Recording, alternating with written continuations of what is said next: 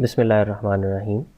Dear students, in this week we will be talking about tension test on hot rolled deformed steel bar. Tension test is one of the most commonly performed tests on steel specimens. So it is extremely important for us to develop a good understanding of tension test and also the properties that we determine from the tension test are used for the quality evaluation of steel. The standard that we will be following for the performance of this experiment is ASTM A615. You might have heard about ASTM before. ASTM is American Society of Testing and Materials, and it has published several standards for the, like, maybe the number of standards maybe in thousands for the evaluation and quality checking of civil engineering materials. So the standard that we will be using is ASTM A615, and this standard deals with the tensile properties of hot rolled deformed steel bar. The operators that we need to perform this experiment include 500 kilonewton Shimadzu universal testing machine. 500 kilonewton is the capacity. Shimadzu is the manufacturer, and it's a universal testing machine, so it can perform tension, compression and bend test. Next, we need an extensometer. As we discussed in the study of small instruments, that extensometer is a device that is used in tension test to measure elongation in steel. So in this experiment, we will be using this instrument. When we will perform the experiment, you will see how much is the least count and you will report it here. Next, we need spring divider. Actually, after certain limit of elongation, we remove extensometer and then we use spring divider to measure elongation, because the specimen is near failure, and if the specimen failed with the extensometer installed on the specimen, then it may damage the extensometer.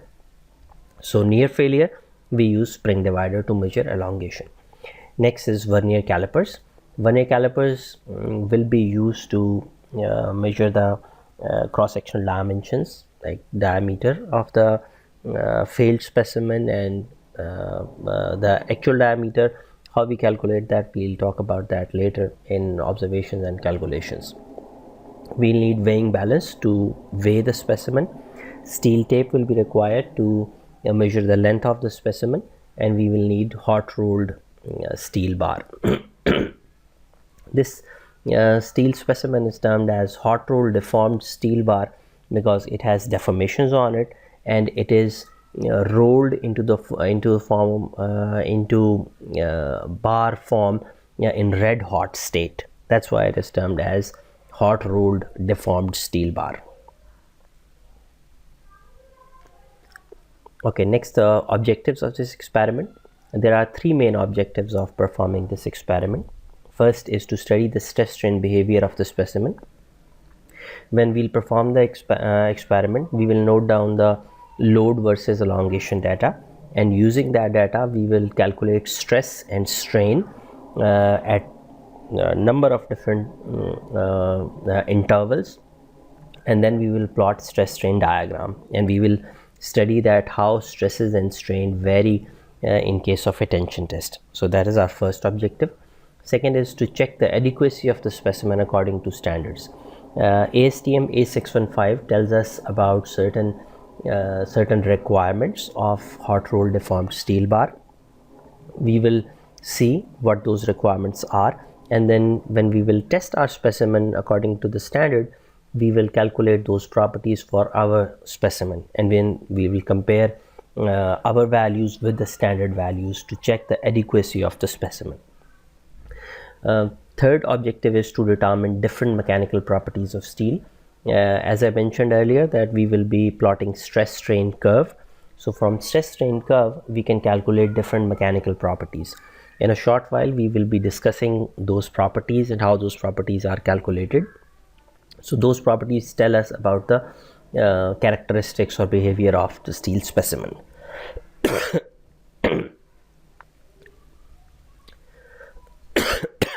Excuse me. Next, Steel is an alloy of iron with typically a few percentage of carbon to improve its strength and fracture resistance compared to iron. So in case of steel, we add some like a very small percentage of carbon in steel, so it makes an alloy of iron, and that alloy has improved properties in terms of strength and fracture resistance. Next is the classification of steel.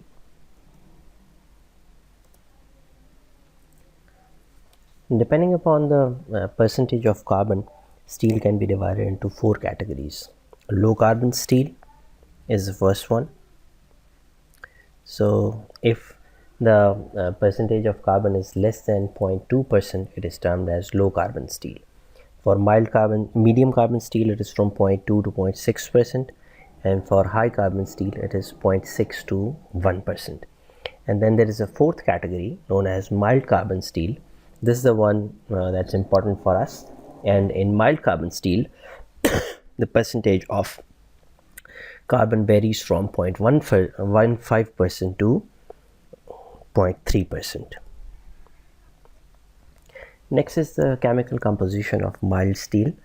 In mild steel, carbon is approximately 0.25%, sulfur is 0.06%, and phosphorus is 0.06%. Next definition is of stress strain diagram or stress strain curve. When we will discuss the calculations for this experiment, we will study that how to calculate the stresses and strain in the steel bar during the tension test. Once we have stresses and strain with us, then we will plot these stresses and strain by keeping strain along x-axis and stress along y-axis, and we will, for hot rolled deformed steel bar, we will get a diagram similar to this diagram. So this diagram is termed as stress strain diagram of hot rolled deformed steel bar. The initial portion of the stress strain diagram has a straight line, and the point where the straight line terminates, that point is termed as proportional limit. The proportional limit, it only exists for ductile materials, a well-defined proportional limit, and up to the proportional limit, the stress is a linear function of strain. Next we have elastic limit. Elastic limit is almost similar as the proportional limit, but the way we define it is slightly different. So the maximum value of stress that can be developed in a tension test in such a way that there is no permanent or residual deformation in the steel. So in case of elastic limit, the maximum value of stress that can be developed during tension tests such that there are no permanent deformations or residual deformations in the specimen, that maximum value of stress is termed as elastic limit. And Hooke's law is valid only up to elastic limit. After elastic limit, Hooke's law is not valid. And I hope you guys are familiar with Hooke's law, that is, stress is directly proportional to strain. Beyond elastic limit, this law is not valid. Next is the yield point. Yield point is a point on stress strain diagram after which there is no significant increase in stress with significant increase in strain. So if we look at this stress strain diagram here, so this part of the stress strain diagram shaded in pink here is termed as the yielding zone, and in this zone you can see that there is excessive increase in strain without any significant increase in stress. So either stress remains constant or there is very small increase in the stress level. This zone is termed as yielding zone, and the strength of steel corresponding to this zone, like I mean the stress value corresponding to this level, is termed as yield strength of steel. And excuse me, when yield strength of steel is reported in terms of KSI, that is termed as grade of steel. There are two most commonly used grade of steel, grade 40 and grade 60. So grade 40 means that the yield strength of steel is 40 ksi, and grade 60 means that the yield strength of steel is 60 ksi. After this yielding zone, the next zone is termed as strain hardening zone. In strain hardening zone, the stress starts increasing once again. So the material starts taking stress again, and in this zone actually the particles of the material rearrange themselves and the stress starts increasing one more time, and the maximum value of stress that the material gains is termed as ultimate strength. So this zone is strain hardening zone, and the peak value of stress that is attained is termed as ultimate stress or ultimate strength or tensile strength of steel. And once this point is reached, after that the specimen starts, the area of cross section of the specimen starts decreasing. The cross section starts reducing at a local position, and that phenomena is termed as necking of steel bar. Let me show you a picture for necking. So if we have a steel bar and we apply tensile load on the steel bar, that results in excessive decrease in the cross sectional area of the specimen at one particular location. That phenomena is termed as the necking zone, and it results in the formation of cup and cone. When we will perform the experiment and we will see the actual failed specimen, then I'll show you how these cup and cones are formed. So we have this necking zone, and after the necking zone, at this point the specimen breaks. This is fracture point, and the corresponding strength is termed as nominal rupture strength. For nominal rupture strength, we divide the actual failure load with the nominal area of the specimen, and then there is another area that is termed as actual rupture area, and that area will be determined by measuring the cross-sectional dimensions of the failed specimen. When we will have the failed specimen, we will see how to measure that area of cross-section, and we'll get the values of actual rupture strength as well. That actual rupture strength is always higher than the nominal rupture strength, so that point will be somewhere over here on the stress strain diagram. Okay, so these were different parts of stress strain diagram: actual rupture strength, nominal rupture strength. Next is modulus of elasticity. You guys have already determined the modulus of elasticity of a wooden block. So you know that modulus of elasticity is calculated at the slope of this initial part of the stress strain diagram. So when we will have the stress strain curve for our specimen, we will calculate the stress strain, we will calculate the slope before the proportional limit, and that slope will give us modulus of elasticity. Next definition is of resilience.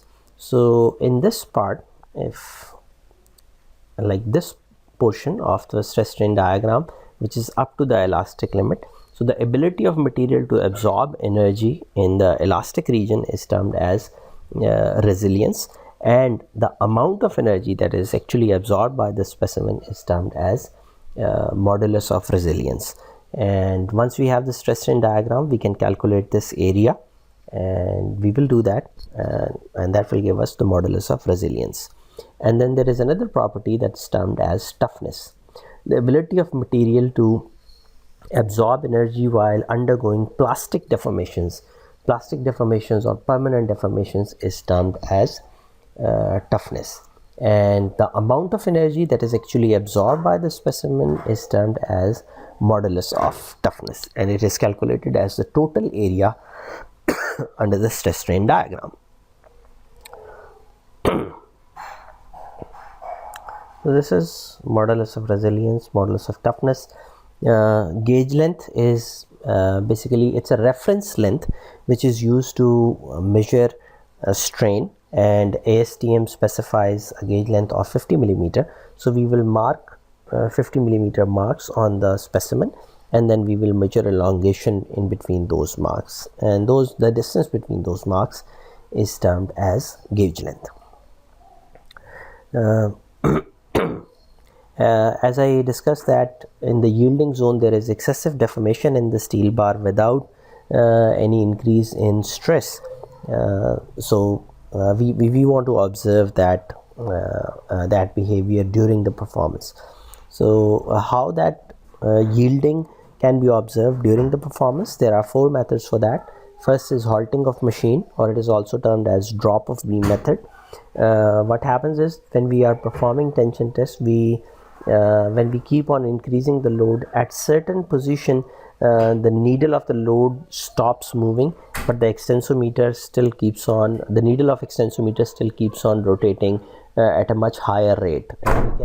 And we can observe that the specimen the stress is not increasing, but the strain is continuously increasing. So that is halting of machine, the needle halts. Offset method, when if we do not have clear yielding zone, then in offset method what we do, corresponding to 0.2% strain, we draw a line parallel to the initial tangent of stress strain diagram. When we'll have stress strain diagram with us, we will draw an initial tangent, and on that parallel to that tangent we will draw a line passing through 0.2% strain, and wherever that line will meet the stress strain diagram, the corresponding value of stress is termed as is considered as equivalent yield strength or proof stress. The Luder line method. In Luder line method, when the yielding takes place, the lines, fine lines are formed on the specimen, and like powder of the steel specimen starts dropping off the outer surface of the specimen. If we observe that behavior is corresponding to the yielding of the specimen. And the last method is specific strain method. In specific strain method, we will consider the stress value in steel corresponding to 0.5% strain. So whatever is the stress value corresponding to 0.5% strain, we take that value as proof stress or yield strength of the specimen. Next is so this completes the related theory of this experiment. Next is the procedure. When we will perform the experiment, you will write down procedure in your own words. And for observations and calculations, I have decided that we will discuss this observations and calculations part when we will actually perform this experiment in the lab. This experiment is probably the most important experiment of this lab, so I don't just want to show you the video of the performance, rather I want you guys to actually physically perform this experiment. So what we teachers have decided is that we will not be making a video of this experiment, rather we will hold this experiment for the time when you guys will be on campus and you guys will physically perform this experiment. And for now, at this point, we will just discuss the related theory part of this experiment, and I will share a link of a YouTube video with you guys in which tension test performance will be shown. But that's not the video of our lab, it's some general video, and actual performance and actual data, observations, calculations, all this this procedure will be performed and calculations will be made once you guys are on campus. So in this handout that I will post on our Google Drive, there are some specimen observations and calculations, but you guys don't need to worry about these. When we will be discussing it, and when we'll be performing this experiment, at that time I will discuss this observations and calculations in detail with you guys. Alright, so we will just stop our recording here. Thank you very much.